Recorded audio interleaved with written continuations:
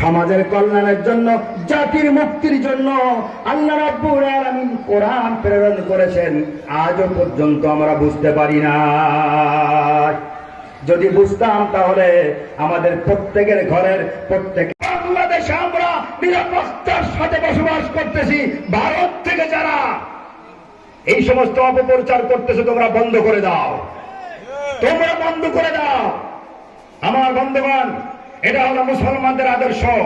আর যদি পরিপূর্ণভাবে কোরআন সুন্নাহর বিধান সংসদ থেকে শুরু করে প্রত্যেকটি পরিবারের ঘরে ঘরে চালু হতো, তাহলে এই দেশটা পুরা বাংলাদেশ জান্নাতের টুকরায় পরিণত হয়ে যেত।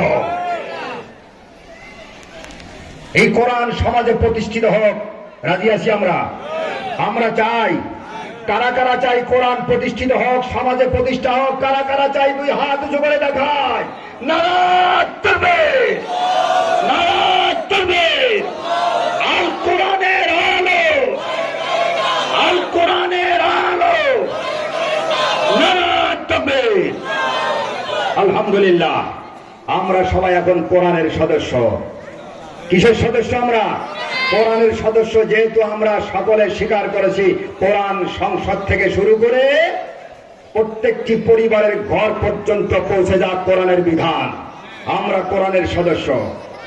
কোরআন প্রতিষ্ঠা করতে হলে বর্তমান যে চলমান যে বিধান রয়েছে, এই বিধান দিয়ে কোরআন প্রতিষ্ঠা হবে না। গণতন্ত্র